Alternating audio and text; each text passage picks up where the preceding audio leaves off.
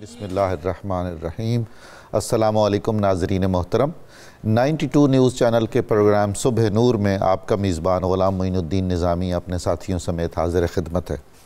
حضرت ابو انیس محمد برکت علی رحمہ اللہ تعالیٰ کی تالیف اسماء النبی الکریم سے خاتم النبیین صلی اللہ علیہ وآلہ وسلم کا ایک اسم مبارک پڑھنے اور سننے کی سعادت حاصل کرتے ہیں۔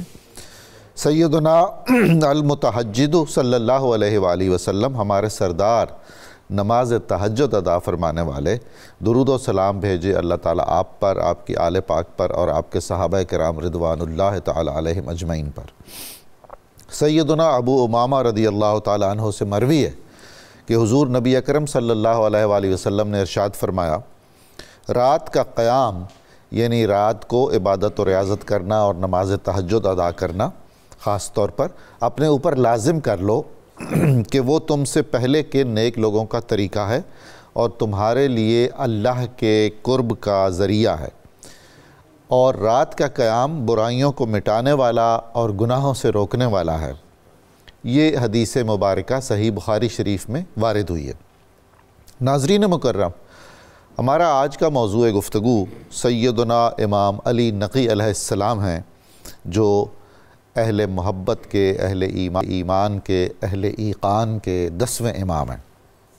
آپ کا اسم گرامی علی ہے اور کنیت اپنے جد اعلیٰ حضرت علی والی ابو الحسن ہے، اور آپ کو ابو الحسن ثالث اس لیے کہا جاتا ہے کہ ابو الحسن اول حضرت امام علی ہیں علیہ السلام، اور دوسری کنیت ابو الحسن کی حضرت امام علی رضا کی تھی، اور ان کا اسم مبارک بھی علی تھا تو کنیت ابو الحسن رکھی گئی اور ابو الحسن ثالث کہلایا۔ آپ نقی آپ کا لقب ہے جو آپ کی پوری شخصیت، زندگی اور پیغام کی عکاسی کرتا ہے، اور آپ کے اس نظریے کی اور ان تعلیمات کا عکاس بھی ہے جو اہل بیت اطہار میں نسل در نسل چلی آ رہی تھی۔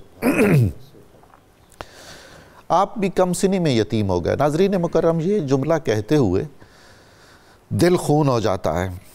اہل بیت اطہار پر ایک وقت ایسا آیا کہ ہر امام کو کسی نہ کسی طرح مجبور کیا گیا کہ وہ مدینہ منورہ کو ترک کر دے۔ یہ کوئی معمولی المیہ نہیں ہے، یہ ہر عہد کی کربلا ہے، اور ایک سے بڑھ کر ایک ایذا رسانی کی کوشش کی گئی۔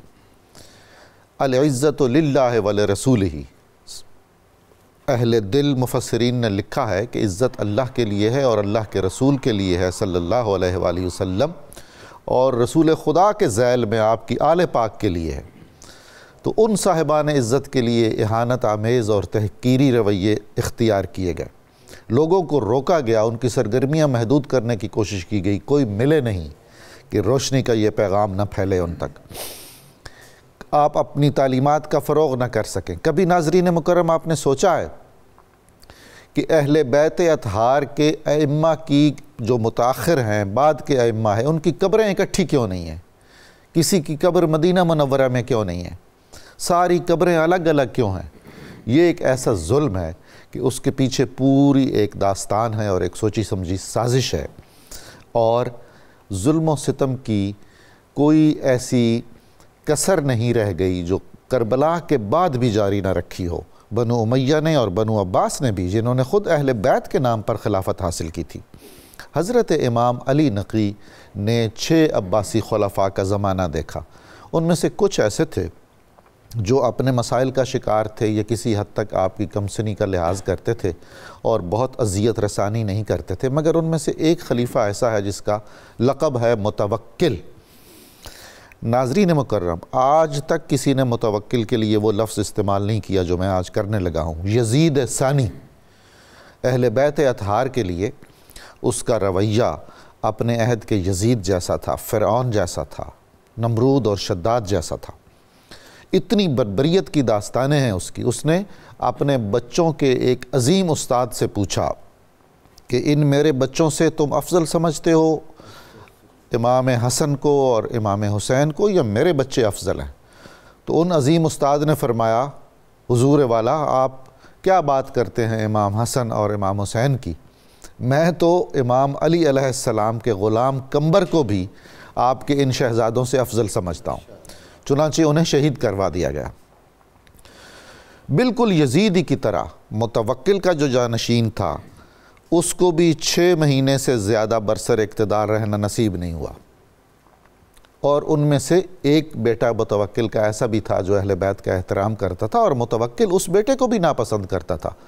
باپ نے اس بیٹے کی حجو کی اور وہ اشعار جن میں ماں کی گالی دی گئی تھی اپنے درباری گویوں کو دی، اور اس شہزادے کی اتنی توہین کروائی گئی۔ یہ وہ پس منظر ہے کہ بغض اہل بیت میں جو لوگ اس حد تک جا سکتے ہیں اپنے اہل خانہ کے ساتھ، وہ خاندان رسول صلی اللہ علیہ وآلہ وسلم کے ساتھ ان کا کیا عمل اور کیا طرز سلوک رہا ہوگا۔ حضرت امام علی نقی کو بھی مجبور کیا گیا کہ آپ مدینہ منورہ چھوڑ دیں، اور بظاہر یہ کہ کر و فر اور آپ کی شان و شوکت کے لیے اہتمام کیا گیا، بڑے عظیم دستے فوجی بھیجے گئے، لیکن دراصل وہ محصور کر لینے والے دستے تھے، وہ حفاظتی دستے نہیں تھے، وہ نظر بند کرنے والے دستے تھے، اور انہی کی نگرانی میں آپ کو لایا گیا۔ اور بہت ہی جو بدسلوکیاں کی گئیں، میں کیا عرض کروں، یعنی سننے کی تاب اہل ایمان میں نہیں ہے، بیان کرنے کی کیسے ہو سکتی ہے۔ اس کے بعد آپ کو زندگی بھر قید تنہائی میں ایک طرح سے رکھا گیا۔ چند محدود لوگ تھے جو ملتے تھے، جو مقرر تھے آپ کی نگرانی پر، ان میں سے اگر کوئی آپ سے حسن سلوک کرتا تھا، عزت احترام سے پیش آتا تھا، تو اس کا تبادلہ کر دیا جاتا تھا۔ آپ کی شخصیت میں شجاعت تھی، صبر و استقامت تھا، تحمل تھا، بردباری تھی، وسعت نظر تھی، وجاہت تھی، حسن و جمال تھا۔ اور دلچسپ بات یہ ہے، اتنی ہوئی ہستی تھے، اہل بیت اطہار کے خاندان کے 10ویں امام ہیں، اور بالاتفاق سارے لکھتے ہیں کہ اکثر و بیشتر خالی زمین پر بغیر کسی چٹائی کے تشریف فرما ہو جایا کرتے تھے، براہ راست زمین پہ بیٹھنا پسند فرماتے تھے۔ آخر نسل ابو تراب میں سے تھے، مٹی سے جو نسبت قوی تھی آپ کو۔ یہ ہے وہ عظیم شخصیت جن پر آج ہم شرف حاصل کریں گے، سعادت حاصل کریں گے ان کا ذکر کرنے کی۔ اور ناظرین مکرم، ہم جو گفتگو کر رہے ہیں انہیں اور جو آپ سن رہے ہیں محبت سے، ہم سب کی طرف سے یہ ذکر پاک تحفہ ہے مدینہ منورہ میں، یہ تحفہ ہے بارگاہ نجف میں، یہ تحفہ ہے دربار کربلا میں، اور خود تمام ائمہ اہل بیت کی خدمت عالی میں۔ آج ہمارے ساتھ اس موضوع پر گفتگو کرنے کے لیے جو مہمانان گرامی تشریف فرما ہیں، پیر قمر الشکور احمد صاحب، جناب ڈاکٹر طاہر حمید تنولی صاحب، بہت محترم علامہ محمد اشفاق مدنی صاحب، اور جناب محمد عاصم علی جماعتی صاحب جن سے ہم منقبت سنیں گے۔ حضور پیر صاحب، حضرت امام علی نقی کا خاندانی پس منظر، آپ کا سلسلہ نسب، والدین گرامی کی عظمت، ولادت اور ابتدائی احوال ارشاد فرمائیے۔ اعوذ باللہ من الشیطان الرجیم، بسم اللہ الرحمن الرحیم۔ جو ابتدائیہ انتہائی آپ نے اپنی قلبی کیفیت کا آئینہ دار پیش کیا ہے، میں ایک شعر میں اس پہ تبصرہ کر کے پھر آگے بڑھتا ہوں۔ جن کی خاطر سے بنائی گئی ساری دنیا، جن کی خاطر سے بنائی گئی ساری دنیا، اہل دنیا سے وہی گھر نہیں دیکھا جاتا۔ ہائے ہائے، سبحان اللہ سبحان اللہ سبحان۔ حضرت امام علی النقی علیہ السلام جیسے آپ نے فرمایا ائمہ اہل بیت اطہار میں سے 10ویں امام ہیں، اور یہ اپنے نام کے اعتبار سے ائمہ اہل بیت اطہار میں چوتھے علی ہیں۔ سبحان اللہ سبحان اللہ۔ بہت کم سنی میں 6 سال کی ظاہری عمر مبارک میں اپنے عظیم والد گرامی حضرت امام محمد تقی علیہ السلام سے جدا کر دیے گئے۔ انہیں چونکہ بغداد بلا لیا گیا، اس لیے آپ مدینہ منورہ میں اپنے والد گرامی سے جدا ہو گئے۔ اللہ اکبر۔ اور پھر ان کی 6 سال کچھ عرصہ بعد جب حضرت امام محمد تقی علیہ السلام کی شہادت ہو جاتی ہے تو آپ اپنے منصب امامت کو سنبھالتے ہیں۔ کم سنی سے ہی آپ چونکہ مالک تھے علم لدنی کے، اور یہ وہ بابرکت علم ہے جس کا ذکر قرآن حکیم میں سورہ کہف کی مبارک آیت میں موجود ہے۔ حضرت خضر علیہ السلام اور حضرت موسیٰ علیہ نبینا علیہ السلام کی ملاقات میں بسم اللہ الرحمن الرحیم فوجد عبدا من عبادنا آتیناہ رحمتا من عندنا وعلمناہ من لدنا علما۔ قرآن حکیم ہمیں یہ خبر دے رہا ہے کہ جیسے تمہارے دنیا کے بہت سے علوم ہیں، اس طرح علم لدنی بھی ایک خاص علم ہے جو ہم اپنے خاص بندوں کو عطا کرتے ہیں۔ سبحان اللہ، سبحان۔ تو یہ علم لدنی کی مالک ہستیاں ہیں، اور آپ کو اللہ رب العزت نے جو بے پناہ صلاحیتیں عطا فرمائی تھیں، صبر و رضا تو اس خاندان کا ویسے ہی خمیر ہے اور شعار ہے ہمیشہ کے لیے۔ سبحان اللہ، بے شک۔ اور استقامت علی الحق جو ہے وہ بھی ان کی خاص شان ہے کہ دور کوئی ہو، ظاہری عمر کی کوئی کیفیت ہو، ہر دور میں استقامت کے کوہ صفا ہوتی ہیں یہ ہستیاں۔ تو حضرت امام علی رضا علیہ السلام نے اپنے والد گرامی کا جو دور پایا، اور پھر اس کے بعد آپ نے جو اللہ کی عطا کردہ شانیں تھیں اور علم لدنی تھا، اس بنا پر پوری زندگی دین اسلام کی خدمت کو اور حضور صلی اللہ علیہ وآلہ وسلم کی امت کی راہبری اور رہنمائی کو اپنی زندگی کا شعار بنایا، اور مدینہ طیبہ میں کے نواح میں سریہ نامی ایک بستی میں آپ نے اپنا ایک باقاعدہ حلقہ درس جو تھا اس کو قائم کیا، اور وہاں تشنگان علوم آتے اور آپ سے آ کر سیراب ہوتے۔ یہ وہ بارگاہ ہے جس بارگاہ سے کسی بھی علم کا پیاسا خالی نہیں لوٹتا، تشنا کام نہیں لوٹتا۔ جس علم کا متلاشی آتا ہے وہ اس بارگاہ علم سے فیضیاب ہوتا ہے۔ حضرت امام علی نقی علیہ السلام کو اللہ رب العزت نے جو بے پناہ صفات عطا فرمائی تھی، ان بے پناہ صفات میں یہ ایک نمایاں آپ کا وصف تھا، اور یہ نمایاں شان تھی کہ جب بھی آپ سے کسی مشکل کا حل پوچھا گیا، آپ نے مشکل کشا کے فرزند ہونے کا حق ادا کیا اور اس مشکل کا حل بتایا۔ جب بھی کوئی لا ینحل مسئلہ آپ کی خدمت میں پیش کیا گیا تو آپ نے اس کی عقدہ کشائی فرمائی۔ مثال کے طور پر میں ایک بات عرض کرتا ہوں کہ ایک بار دربار میں، عباسی خلفاء کے دربار میں ایک بار یہ مسئلہ پیش ہوا اہل علم کے سامنے کہ حضرت آدم علیہ نبینا علیہ السلام نے جب تعمیر کعبہ فرمائی اور اس کے بعد حج اور عمرہ کیا تو آپ کا حلق کیسے ہوا؟ چونکہ آپ ابو البشر ہیں، پہلے انسان ہیں، تو وہاں کوئی دوسرا انسان تو تھا نہیں، آپ کے سر کے بال کیسے اتارے گئے؟ اس مسئلے کے لیے اہل علم سے بہت زیادہ رجوع کیا گیا، لیکن کوئی بھی اس کا شافی جواب نہ دے سکا۔ بالآخر اس بارگاہ کی طرف رجوع کیا گیا جس بارگاہ سے کوئی خالی نہیں لوٹتا۔ تو آپ کو سے جب عرض کیا گیا، آپ کو بلایا گیا اور آپ سے پوچھا گیا، تو آپ نے فرمایا کہ میرے جد جناب محمد مصطفیٰ صلی اللہ علیہ وآلہ وسلم نے وحی کے ذریعے جو علم آپ تک آیا، اس علم کی برکت سے ہمیں یہ خبر دی ہے کہ اللہ رب العزت نے جب حضرت آدم علیہ السلام اپنے ارکان عبادت حج و عمرہ کے ادا کر چکے تو مالک نے حضرت جبرائیل امین علیہ السلام کو جنت سے ایک یاقوت پتھر لے جانے کا حکم دیا۔ وہ لے کر زمین پر آئے اور اس کو حضرت آدم علیہ السلام کے سر پر پھیرا اور آپ کا حلق کیا، اور پھر اس یاقوت کی برکت سے اور وجود آدم کی برکت سے سر مبارک سے جو نور کی شعائیں پھوٹیں وہ جہاں جہاں تک پہنچیں اس وہ حدود حرم ٹھہریں اور حدود حرم کہلائیں۔ یعنی کہاں تک کی خبر ہے جو حضرت امام علی نقی علیہ السلام دے رہے ہیں، جس بات سے پوری اہل علم دنیا جو ہے وہ بے خبر ہے، اس کی خبر آپ عطا فرما رہے ہیں۔ جناب تنولی صاحب، حضرت امام علی نقی یتیم ہو گئے، اور ہم دیکھتے ہیں کہ بعد کے دور میں ائمہ اہل بیت کی قسمت میں بظاہر یہی کچھ لکھا ہوا نظر آتا ہے، یتیم ہو جانا، مہاجر ہو جانا۔ آپ کا دور امامت کافی مشکلات کا دور ہے، پوری جو محدود کر دینے کی سرگرمیاں تھیں، پوری اسٹیبلشمنٹ، پورا نظام حکومت آپ کی شخصیت اور آپ کے پیغام کو دبانے کے لیے فعال نظر آتا ہے۔ اس نقطہ نظر سے خاص طور پر ہماری رہنمائی فرمائیے۔ ڈاکٹر صاحب بہت شکریہ۔ ڈاکٹر صاحب امام نقی علیہ السلام کی شخصیت کو دیکھیں یا تمام ائمہ پاک کی شخصیت کو دیکھیں، ایک کامن ان کی شخصیت کا وصف ہمارے سامنے آتا ہے، وہ حق کے لیے استقامت ہے۔ سبحان اللہ، سبحان۔ اور انہوں نے وہ مثال قائم کی ہے کہ جب حق خطرے میں ہو، حق کی اقدار پامال کی جا رہی ہوں، تو آپ نے کس طرح کا رویہ اختیار کرنا ہے۔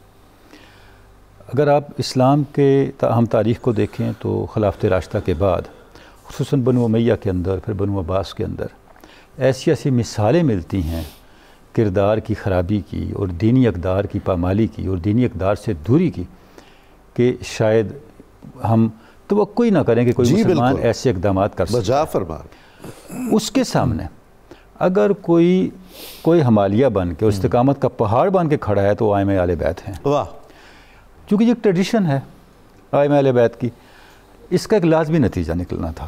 وہ نتیجہ یہ تھا کہ حکمران ان سے خائف رہتے ہیں اور ان کے خلاف۔ آپ کی بات بڑی ہے، میں یہ سوچتا ہوں کہ ائمہ اہل بیت میں علی الخصوص جن کا اس میں گرامی علی ہے، حکمرانان وقت ان سے زیادہ خائف بھی ہوئے اور انہوں نے تکالیف بھی زیادہ اٹھائیں اور انہوں نے اظہار صداقت اور حق گوئی بھی نسبتاً بہت زیادہ کی۔ بلا شبہ درست فرما رہے ہیں آپ۔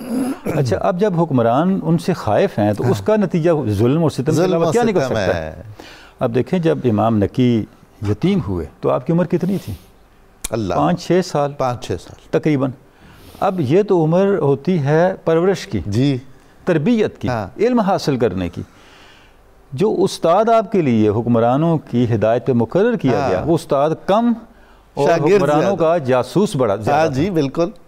انیشیلی وہ حکمرانوں کی طرف سے نگرانی کے لیے اپوائنٹ کیا گیا، اندازہ فرمایا کہ آپ ان کو لوگوں سے ملنے نہیں دینا، لوگوں کی رسائی ان تک نہ ہو، تاکہ بچپن سے ہی، چونکہ یہ گھرانہ وہ ہے جنہوں نے اس لیگیسی کو کنٹینیو کرنا ہے، ان کا پبلک کے ساتھ وہ انٹریکشن ہی نہ پیدا ہو۔ توبہ، اللہ اکبر، اللہ اکبر۔ اور اس کا نتیجہ آلریڈی نکلا کہ وہ اس بچپن میں بھی ان کی شرافت سے، ان کے وقار سے، ان کے کردار سے اور ان کے فہم سے اتنے متاثر ہوا استاد ان کا، کہ اس نے بعد میں اس چیز کا اظہار کیا۔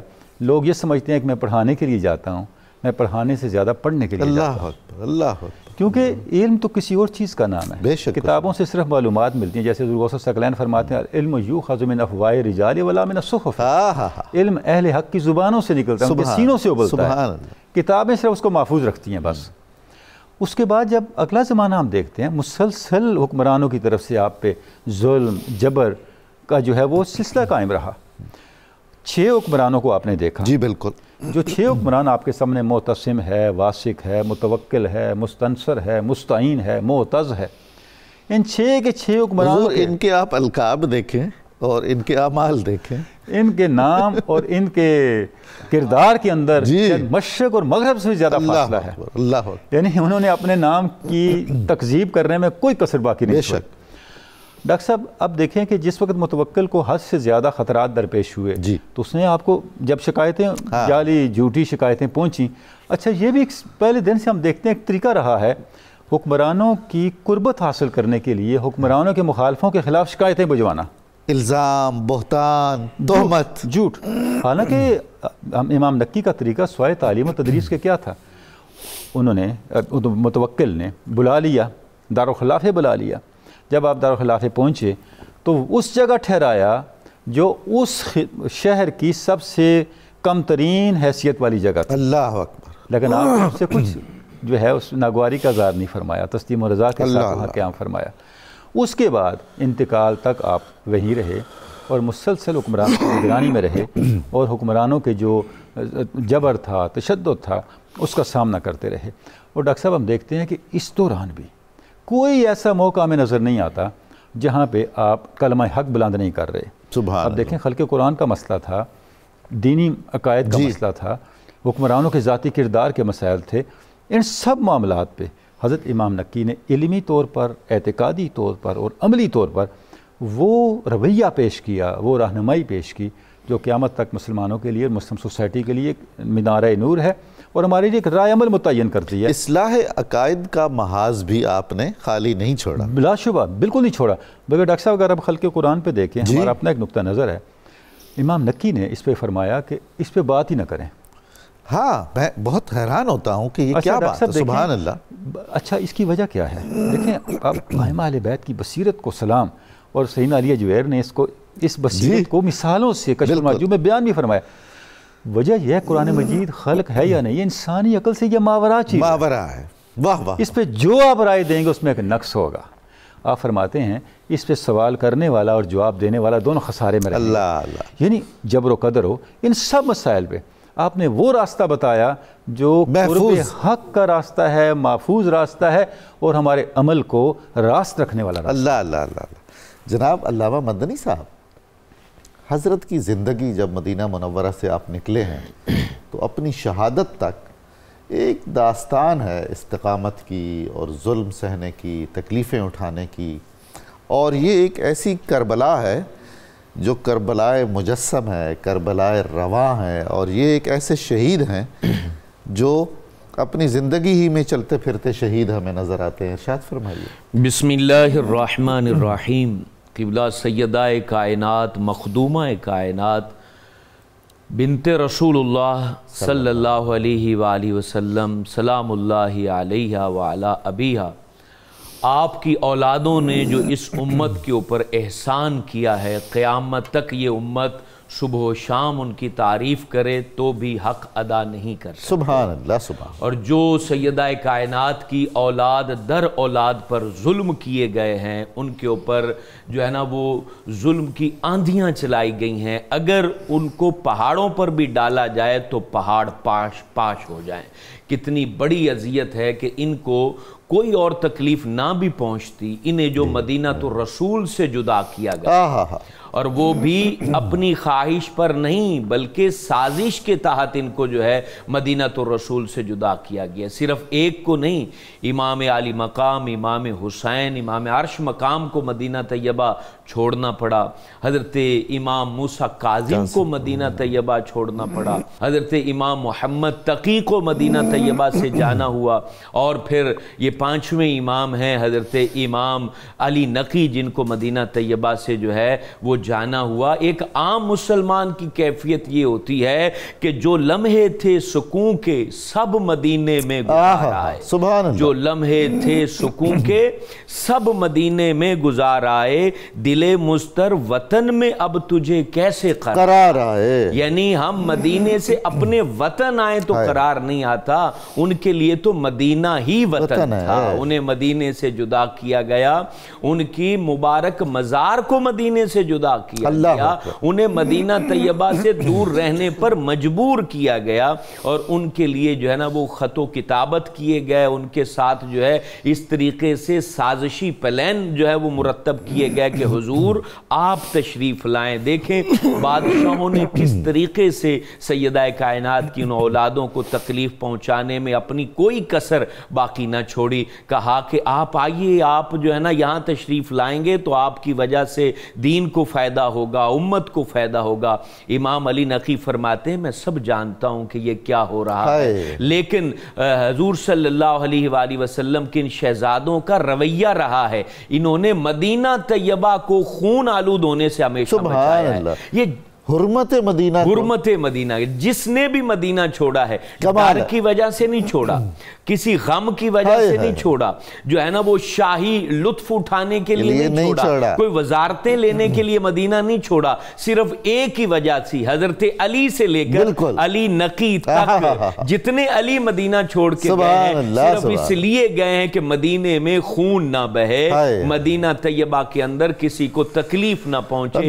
ہم تکلیف میں چلے جائیں لیکن مدینے کو تکلیف نہ پہنچے، مدینے کی کسی جو ہے درخت کی ٹہنی کو کوئی نہ توڑے، اس لیے مدینہ چھوڑا. یہ نہیں تھا کہ ان کو پتہ نہیں تھا، وہ ان کی سازشوں سے بھی واقف تھے. حضور جب ائمہ اہل بیت مدینہ منورہ سے روانہ ہو رہے ہوتے تھے سارے اہل مدینہ کو علم ہوتا تھا، تبھی تو صف ماتم بچھی ہوتی تھی. اللہ اکبر. تمام ائمہ کو علم ہوتا تھا، تمام اہل بیت کو علم ہوتا تھا کہ یہ جو نقطہ آغاز ہے ترک مدینہ کا جبرن، جب اس کا انجام کیا ہوگا؟ انجام کیا ہوگا؟ اور پھر خالی لوگوں کو نہیں، مدینے کی فضا کو ہی ہوتا تھا، وہ جاتے ہی مدینے کی فضا غمگین ہو جاتی کرتی تھی، کیونکہ وہ مدینے کے دلے تھے، مدینے کے شاہ تھے، مدینے کے شہزادے تھے، مدینہ ان سے اور وہ مدینے سے تھے۔ اور پھر دیکھیں کیسے لے جایا گیا سامورا، جب آپ پہنچتے ہیں تو کہا گیا ان کو اس جگہ رکھا جائے جہاں پر گداگر رہتے ہیں۔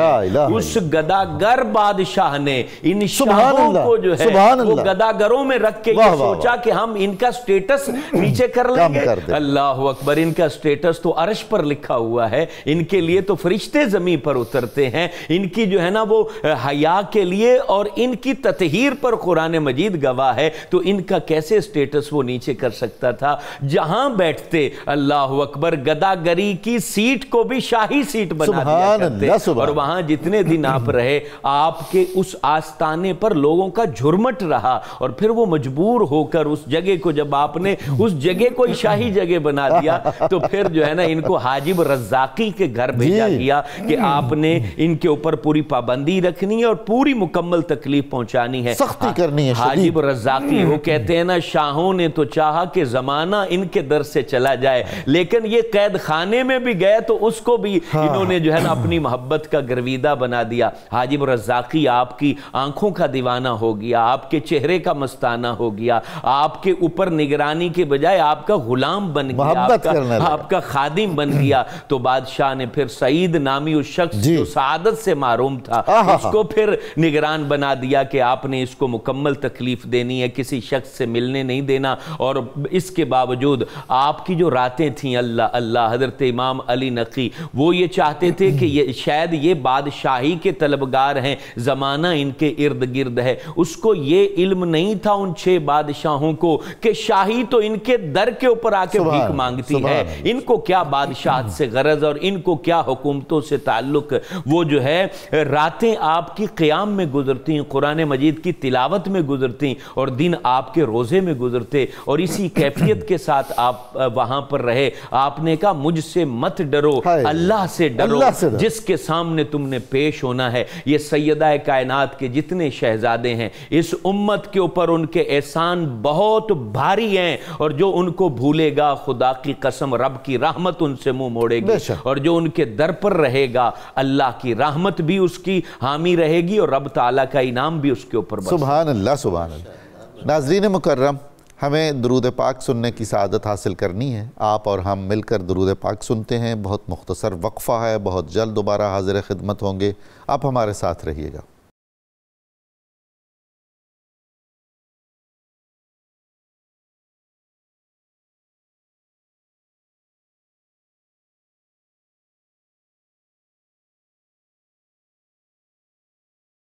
السلام علیکم ناظرین محترم، صبح نور میں دوبارہ خوش آمدید۔ آج ہماری خوش بختی ہے کہ ہم 10ویں امام حضرت امام علی نقی کا ذکر پاک کر رہے ہیں۔ ناظرین مکرم، ہمارے ایک شاعر نے ایک قرآن کریم کی آیت کی ترجمانی کی ہے اردو شعر میں۔ نور خدا ہے کفر کی حرکت پہ خندہ زن، پھونکوں سے یہ چراغ بجھایا نہ جائے گا۔ اہل بیت کا ذکر بطفیل رسول خدا صلی اللہ علیہ وآلہ وسلم بلند تھا، بلند ہے، بلند رہے گا۔ اہل بیت کی عظمتوں میں اضافہ در اضافہ ہوتا جائے گا، اور ان کی فیوز اور ان کے برکات سے ہم مستفیض ہوتے رہیں گے۔ حضرت پیر صاحب سیدنا امام علی نقی کی جو دینی، روحانی، علمی، تبلیغی اور تربیتی خدمات ہیں، آپ کے شخصی اوصاف، کمالات، کیسے کیسے اکابر نے خراج تحسین پیش کیا، اور وہ سب کچھ کے بعد یوں لگتا ہے کہ جیسے آپ کی بڑی شخصیت کا احاطہ تو کیا بس کچھ حصوں کا بیان ہو سکا ہے۔ ارشاد فرمائیں۔ بہت ہی ابتداً خوبصورت گفتگو ہو چکی الحمدللہ۔ آپ کی ذات مبارک کو جب مدینہ طیبہ سے ہجرت پر مجبور کیا گیا اور ترک وطن کر کے آپ کو جبراً لایا گیا، تو عباسی سلاطین نے ایک نیا شہر آباد کیا تھا جسے سرہ من رعا، جس کا نام باقاعدہ رکھا گیا تھا کہ جس نے دیکھا دل خوش ہوا۔ یہ اس شہر کا نام، یہ عراق میں؟ جی عراق میں۔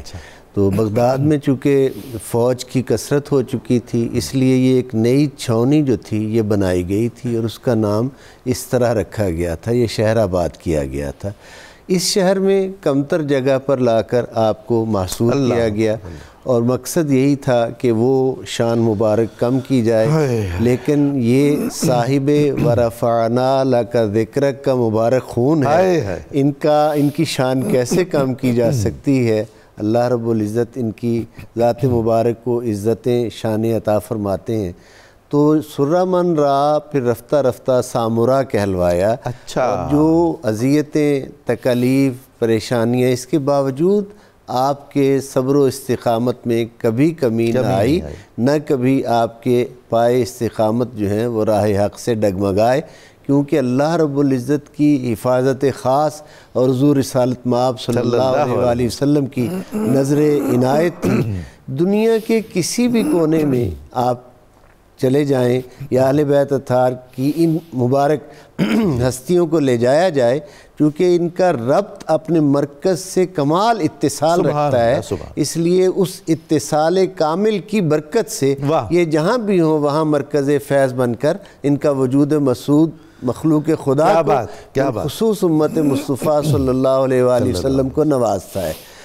اگر آپ کبھی ہم سب کو حاضری کی مولا توفیق عطا فرمائے، میں نے الحمدللہ 2013 میں پہلی بار حاضری دی تھی، تو اس وقت جو پرانے نقوش روضہ مبارک کے تھے ان کو دیکھ کر اندازہ یہ ہو رہا تھا کہ جیسے آپ کی تدفین مبارک گھر میں ہی اس وقت کی گئی ہے، اور دو آپ کے ساتھ آپ کے صاحبزادے حضرت امام حسن عسکری علیہ السلام ہیں، اور دو خواتین حضرت بی بی ام حکیمہ اور حضرت نرجس خاتون، یہ دو خواتین عفت مآب بیبیاں، ان کے مبارک قبر مبارک جو ہے وہ قبور مبارک ہیں، آرام گاہیں ہیں، اور دو حضرت امام علی نقی علیہ السلام جو آج کے ہمارے ان کا ذکر خیر کر رہے ہیں ہم، اور دوسرے آپ کے صاحبزادے 11ویں امام حضرت امام حسن عسکری علیہ السلام ہیں۔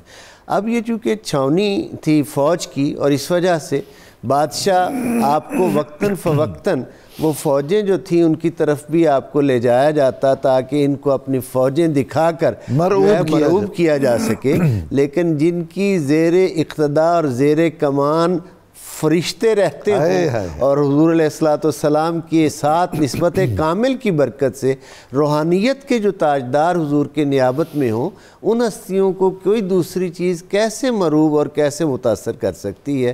اس لیے آپ کی وہ اپنے ظلم و ستم میں تھے، آپ کی تمام تر توجہ جو تھی وہ حضور علیہ السلام کی امت کو فیضیاب کرنے میں تھی۔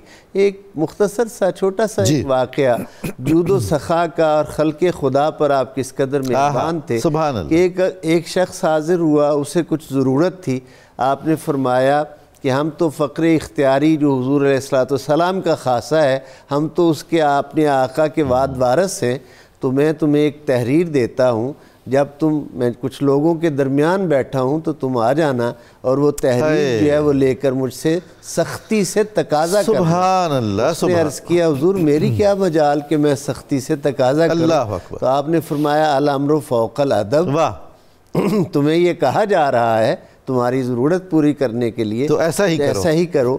چنانچہ وہ آپ کے حکم کے مطابق آپ نے ایک تحریر لکھ دی، اور پھر وہ جو تھی کچھ لوگوں کے درمیان وہ تحریر لے کر آ گیا کہ یہ دیکھیں آپ نے مجھ سے پیسے لیے تھے، مجھے واپس کریں، یہ کریں تو وہ کریں۔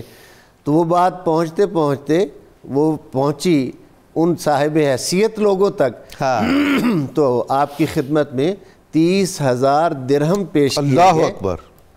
آپ نے ان کی طرف نگاہ اٹھا کر بھی نہیں دیکھا، اور وہ سارے کے سارے اس سائل کو عطا کر دیے، جس کو یعنی یہ نوازنے کا طریقہ کہ اس کی عزت نفس بھی مجروح نہیں کی، اس کی عزت نفس بھی مجروح نہیں کی، اور کسی سے مطالبہ بھی نہیں کرنا پڑا، بلکہ ایسے جیسے وہ حقیقتاً قرض خواہ ہوتا ہے اس طرح، یعنی خود کو قرض دار بنایا، اس کو قرض خواہ بنا دیا۔ کمال ہے! یہ کیا اخلاق کریمانہ کی مثال بھی ہے، کیا سخاوت کی مثال بھی ہے، اور کیا اعلیٰ ظرفی اور آپ کی پوری زندگی کی عکاس ہے یہ مثال۔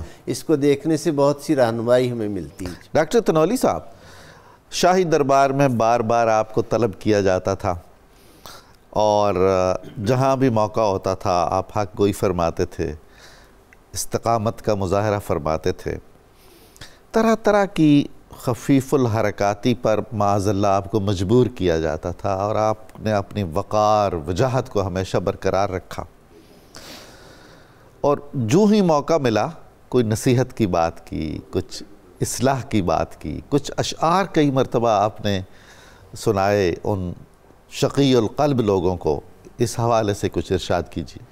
جی ڈاکٹر صاحب، جو آپ کے القاب ہیں حضرت امام نکی کے، ان میں ایک لقب ہادی بھی ہے۔ ہائے ہائے، سبحان اللہ، سبحان اللہ، ہدایت دینے والا۔ واہ واہ۔ اور ڈاکٹر صاحب، ہادی کا ایک اور وصف یہ ہوتا ہے کہ وہ ہمیشہ اپنے مقابل کے لیے اور اپنے مخاطب کے لیے نرم دل ہوتا ہے، سبحان اللہ، اس کی خیر طلب کرتا ہے۔ خیر طلب کرتا ہے۔ یہ کریکٹر ہمیں حضرت امام نکی کی شخصیت میں نظر آتا ہے۔ کوئی موقع ہو، حکمران آپ کو اذیت دے رہے ہوں، آپ کی انسلٹ کر رہے ہوں، آپ کے لیے مشکل حالات پیدا کر رہے ہوں، آپ ان حالات کے اندر بھی حکمرانوں کی اصلاح کا سامان کر رہے ہوتے ہیں، یہ ہمیں نظر آتا ہے۔ ذاتی دشمنی نہیں بنائیں گے۔ سبحان اللہ۔ متوکل نے آپ کو بلایا، اور جیسا ان بادشاہوں کا طریقہ تھا، ناؤ نوش کی محفل بپا تھی، اللہ اللہ، ساز و آواز کی محفل بپا تھی۔ جب امام پہنچے تو آپ وہاں تشریف فرما ہوئے، تو اس نے آپ کو بھی پیالہ پیش کیا۔ آپ نے ارشاد فرمایا، میں اور میرے اجداد اس سے پاک ہیں۔ سبحان اللہ، سبحان اللہ، سبحان اللہ۔ ہمارے میک اپ میں، ہمارے جسم میں، ہمارے سرشت میں، خمیر میں، اس لہو اور اس گوشت پوست میں یہ نہیں شامل۔ کیا بات ہے۔ اس نے کہا پھر آپ کچھ گانا ہی گا کے سنا دیں۔ آپ نے مجھے مشق نہیں ہے، میں یہ فن بھی نہیں جانتا۔ اس نے کہا کچھ سنائیں۔ اب آپ نے اشعار پڑھنے شروع کیے۔ اللہ، ڈاکٹر صاحب، اللہ، اشعار پڑھنے والا افصح الکلام ہو، سبحان اللہ، باب العلم کی اولاد ہو، اللہ اکبر، اور ہر شعر کے اندر اس کا خون جگر ہو، اللہ، اس کا کریکٹر ہو، اس کا کردار ہو، ان اشعار کا اثر کیا ہوگا؟ واہ۔ آپ نے اشعار پڑھے، آپ نے فرمایا، باتو علی قلل، باتو علی قلل الاجبال تحرسہم غلب الرجال فما اغنتہم القلل۔ کتنے ایسے لوگ تھے جو پہاڑوں کی چوٹیوں پہ راتیں گزارتے تھے، اور بڑے توانا بہادر لوگ ان کی حفاظت کرتے تھے، لیکن جب اللہ کی گرفت آئی، نہ انہیں محفوظ جگہوں پہ راتیں گزارنا بچا سکا، نہ ان کے محافظ انہیں بچا سکا۔ ہمیشہ ہمیشہ کے لیے پیغام ہے۔ اللہ اکبر۔ وَاسْتُنزِلُوا بَعْدَ عِزٍ عَنْ مَعَاقِلِهِمْ فَأُودِعُوا حُفْرًا يَابِسَ مَا نَزَلُوا۔ جب ان کا اقتدار ختم ہوا، ان کے نیچے سے تخت کھینچ لیے گئے، اللہ اکبر، وہ تختوں سے اتار دیے گئے۔ کتنے بد نصیب تھے وہ، کہاں گیا ان کا اقتدار؟ اور کیا ہوا؟ ان کو پھر گڑھوں میں پھینک دیا گیا، جو ان کی قبریں بنی۔ کتنی بری جگہ تھی جہاں وہ پھینکے گئے۔ اچھا، یہ تاریخی حقائق بھی ہیں حضور؟ سبحان اللہ۔ آپ ان کو انجام بتا رہے تھے، کمال ہے۔ آپ ان کو ان کی تقدیر بتا رہے تھے، ان کا حشر بتا رہے تھے۔ فرمایا، ناداہم صارخ من بعد ما کبروا این الاسرۃ والتیجان والحلل۔ اللہ، جب قبر میں پہنچے، آواز دینے والے نے بلا کے پوچھا، پکار کے پوچھا، اے قبروں میں آنے والوں، کہاں گئی تمہارے تاج؟ کہاں گئے تمہارے تخت؟ کہاں گئی تمہاری شاہی پوشاکیں؟ وہ کدھر ہیں؟ این الوجوہ التی کانت منعمۃ من دونہما تضرب الاستار والکلل۔ یہ چہرے کہاں گئے؟ وہ چہرے جو نعمتوں میں پلے ہوئے تھے، جن کے ناز و نام کا یہ عالم تھا کہ چھتریاں ان پہ تان دی جاتی تھیں، انہیں دھوپ نہ لگے، ان پہ پردے تان دیے جاتے تھے، انہیں گرم سرد ہوائیں نہ لگیں۔ کدھر گئے وہ چہرے؟ ففصل قبر عنہم حین سألہم تلک الوجوہ علیہا الدود یقتتل۔ ڈاکٹر صاحب، کیا منظر کھینچا۔ فرمایا کہ جب ان پہ برا وقت آیا، ان کے حال کو کسی شخص نے نہیں، ان کی قبروں نے بیان کیا۔ کمال ہو گئی۔ ان کے چہرے دیکھیں، کمال ہو گئی۔ ان کے چہروں پہ ان کو کھانے والے کیڑے آپس میں لڑ رہے ہیں، میں نے کھانا ہے، میں نے کھانا ہے، میں نے کھانا ہے۔ یہ ان کا انجام ہے۔ پھر طالما اکلوا دہرا وما شربوا فاصبحوا بعد طول الاکل قد اکلوا۔ یہ وہی لوگ ہیں جن کی زندگیاں کھانے پینے اور عیش و عشرت میں گزری۔ طویل کھانے والے آج خود کھائے جا رہے ہیں۔ اللہ اکبر، اللہ، آج خود کھائے جا رہے ہیں، ان کو زمین کے کیڑے کھا رہے ہیں۔ وَطَالَمَا أَمَرُوا دُورًا لِتُحْسِنَهُمْ فَفَارَقُوا الدُّورَ وَالْأَهْلِينَ وَانْتَقَلُوا فرماتے ہیں انہوں نے بڑے مکانات بنائے تھے، بڑی بلڈنگیں بنائی تھیں، لیکن وہ مکانات بھی چھوڑ کے چلے گئے، وہ اہل و عیال بھی چھوڑ کے چلے گئے، وہ رشتے بھی ان سے کٹ گئے، وہ جائیدادیں بھی ان کی یہیں رہ گئیں۔ اس کے بعد وَطَالَمَا كَنْزُ الْأَمْوَالَ وَالدَّهَرُ فَخَلَّفُوهُ عَلَى الْأَدَاءِ وَارْتَحَلُوا، کتنے خزانے انہوں نے اکٹھے کیے، وہ سارے خزانے، وہ ساری دولتیں دشمنوں کے لیے چھوڑ کے گئے۔ ڈاکٹر صاحب آپ شعر پڑھ رہے تھے اور اہل دربار رو رہے تھے، اللہ اللہ، حتیٰ کہ متوکل رو رو کے بدحال ہو گیا، اور اس نے منت کی، کہا کہ ان کو اعزاز سے گھر چھوڑائیں۔ ڈاکٹر صاحب ہمیں آپ کی زندگی میں ایک مثال ملتی ہے، آپ جہاں رہے اپنی جائے عبادت کے سب نے قبر کھود کے رکھی۔ سبحان اللہ سبحان اللہ۔ کسی نے پوچھا حضرت ایسا کیوں کرتے ہیں؟ فرمایا میں یہ چاہتا ہوں ایک لمحے کے لیے بھی میری قبر میری نگاہوں سے اوجھل نہ ہو۔ اللہ اکبر۔ جس شخصیت کا یہ حال ہو وہ دوسرے کو قبر کا حال سنائے گا تو نتیجہ نہیں نکلے گا، اثر نہیں ہوگا تو کیا ہوگا؟ سبحان اللہ سبحان اللہ سبحان اللہ۔ علامہ مدنی صاحب حضرت کی ازدواجی زندگی، اولاد پاک اور خصوصاً قبر مبارک کے احوال اور وہاں کے فیوز و برکات کا ذکر فرمائیے۔ بسم اللہ الرحمن الرحیم۔ قبلہ جتنے دشمن تھے اہل بیت اطہار کے، انہوں نے چاہا کہ ان کا نام مٹ جائے، لیکن کیسی قدرت کا کرشمہ ہے کہ اہل بیت کے گھر میں جب بھی پیدا ہوا تو سورج کی مانند بیٹا پیدا ہوا، یعنی ان کا نسب ایسے اللہ تعالیٰ نے برقرار رکھا کہ جب بھی اولاد عطا کی، ہر امام کو ایسی اولاد عطا کی کہ ان کا نور سے جو ہے وہ زمانہ اور روشن ہوا۔ یہی بات جو ہے وہ حضرت امام علی نقی کی ہے کہ آپ نے سمانہ بنت جابر کا نام آتا ہے المغربیہ، ان کے ساتھ آپ نے نکاح فرمایا اور اللہ کریم نے آپ کو 4 بیٹے عطا فرمائے۔ حضرت امام حسن عسکری ان میں جو ہے وہ سر فہرست ہیں، دوسرے کا نام امام حسین بن علی نقی ہے، تیسرے کا نام امام محمد بن علی نقی ہے، چوتھے کا نام امام جعفر بن علی نقی ہے، اور آپ کی 3 بیٹیاں جو ہے وہ کتابوں میں ان کے نام آتے ہیں، حضرت نرجس اور حضرت ام حکیمہ اور حضرت عائشہ، اور بعضوں نے کہا ہے کہ آپ کی ایک ہی بیٹی تھی جن کا نام حضرت عائشہ ہے۔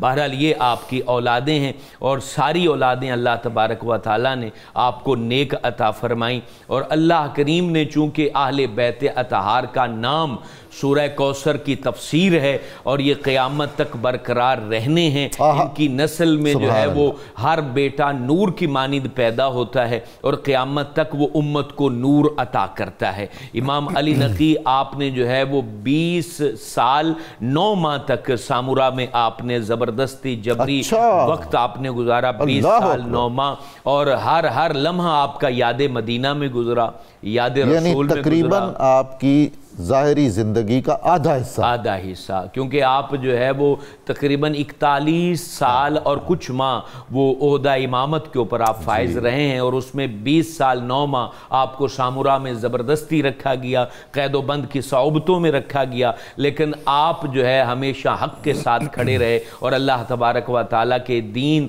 کی آبیاری اور دین متین کی سربلندی کے لیے آپ مصروف رہے۔ بالآخر آپ کو معتز باللہ کا جو بھائی تھا معتمد باللہ، اس نے جو ہے زہر دیا، اور آپ کے اوپر جب زہر کا اثر آپ کے پورے بدن پر ظاہر ہوا، آپ نے حضرت امام حسن عسکری کو جو ہے اپنے شہزادے کو اپنے سامنے بٹھایا، اور اس وقت آپ نے اپنے سامنے قرآن مجید رکھا اور قرآن کی تلاوت میں مصروف ہو گئے، اور آپ نے پھر جو وصیتیں فرمائیں، آپ نے جو سمجھایا، آپ کے اقوال بھی امت کے لیے بہترین رہنمائی ہیں۔ آپ یہ فرمایا کرتے تھے، لوگوں جو اللہ سے ڈرتا ہے مخلوق بھی اس سے ڈرتی ہے، اور جو اللہ سے نہیں ڈرتا مخلوق بھی اس کی پرواہ نہیں کرتی ہے، اور آپ یہ فرماتے جو اللہ تعالیٰ کی اطاعت کرتا ہے اس کا حکم زمانہ مانتا ہے، اور جو اللہ کی اطاعت کو چھوڑ دیتا ہے زمانہ جو ہے اس کو چھوڑ دیتا ہے۔ اور آپ یہ فرمایا کرتے تھے، لوگوں شب بیداری کیا کرو کیونکہ یہ نیند کو لذیذ بنا دیتی ہے، اور کہا بھوکے رہا کرو یہ غذا کی لذت کو 2 چندہ کر دیتی ہے۔ اور آپ فرماتے تھے تم جس کے بارے میں کینہ رکھتے ہو کبھی اس کی محبت کا گمان نہ رکھنا، اور تم جس کے بارے میں بدگمان رہتے ہو اس سے خیر خواہی کی طلب نہ کرنا، کیونکہ جیسے تمہارا دل ہے اس کا بھی تو ویسا ہی دل ہے۔ اور پھر آپ یہ ارشاد فرمایا کرتے تھے، لوگوں کا مذاق مت اڑایا کرو کیونکہ یہ بے وقوفوں کا شیوا ہے اور جاہلوں کا پیشہ بخشا ہے، یوں آپ نے امت کو وہ رائے حق دیا، ہادی ہونے کا حق ادا کیا۔ جو ان کے نام تھے اوصاف بھی ویسے تھے، ان کی جو القابات تھے کمالات بھی ویسے تھے، ان کو جو اللہ نے ظاہری حسن دیا تھا باطنی نور بھی ویسا ہی دیا تھا، اندر باہر سے یکساں تھے۔ اور بالآخر قرآن مجید پڑھتے ہوئے آپ دنیا فانی کو چھوڑ کے چلے گئے۔ حضرت امام حسن عسکری نے آپ کو جو ہے وہ غسل دیا، آپ کو کفن پہنایا، اور خود قبر میں اتر کر اپنے بابا حضور کو جو ہے سامورا کے اندر یہ آپ کا مزار پرانوار ہے، جس حجرہ مبارک میں آپ اللہ کی عبادت میں مصروف رہتے تھے اور آپ نے پہلے ہی قبر بنا رکھی تھی، اسی قبر کے اندر آپ کو دفن کیا گیا۔ آج تک اور قیامت تک وہ مزار پرانوار امت کو نور عطا کرتا رہے گا اور یہ پیغام دیتا رہے گا کہ شاہ تو مٹ گئے، نبی کی اولاد آج بھی زندہ ہے، نام و مقام کے ساتھ برقرار ہے اور قیامت تک وہ برقرار ہے۔ سبحان اللہ، سبحان اللہ۔ بہت شکر گزار ہوں آپ کا، آپ نے کرم فرمایا، بہت عمدہ گفتگو ہوئی۔ ناظرین مکرم، کتاب الشفا سے ایک وظیفہ پیش خدمت ہے، آیت کریمہ کی فضیلت۔ اگر کوئی شخص کسی نیک کام کا ارادہ رکھتا ہو تو 313 بار آیت کریمہ اور 24 بار پہلا کلمہ پڑھ کر اس کام کا آغاز کرے تو انشاءاللہ العزیز یقینی طور پر کامیابی ہوگی۔ آیت کریمہ یہ ہے، لا الہ الا انت سبحانک انی کنت من الظالمین۔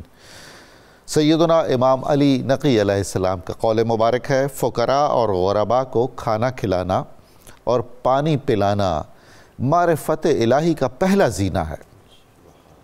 ناظرین مکرم کے اخبار روزنامہ 92 نیوز میں سیدنا امام علی نقی علیہ السلام کے زیر عنوان بہت اچھا مضمون شائع ہوا ہے، آپ ضرور پڑھیے گا۔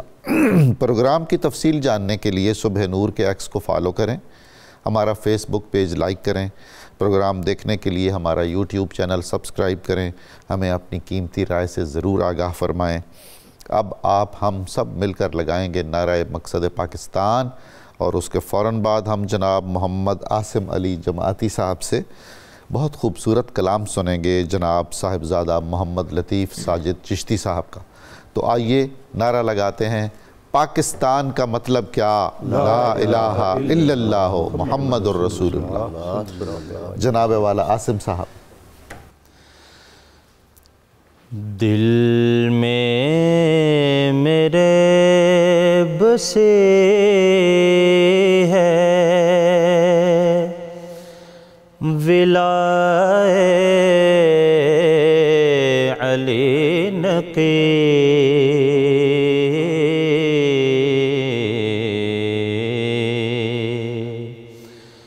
ہر لمحہ ہو رہے عطائے علی نقی،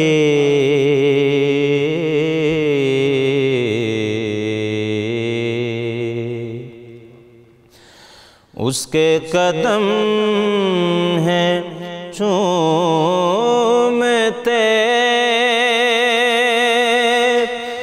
دنیا کے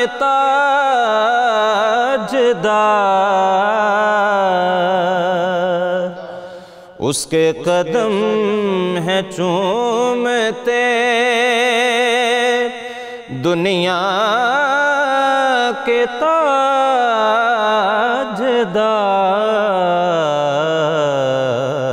تاجدار، جو آ گیا ہے زیر لوائے علی نقی،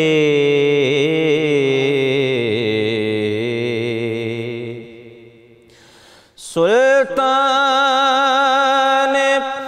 دو جہان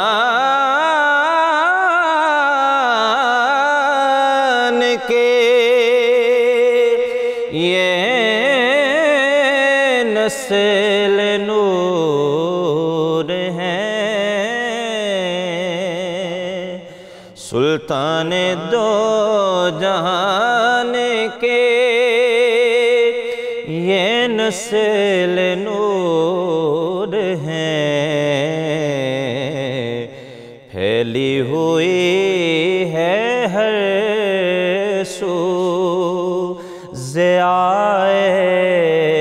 علین کی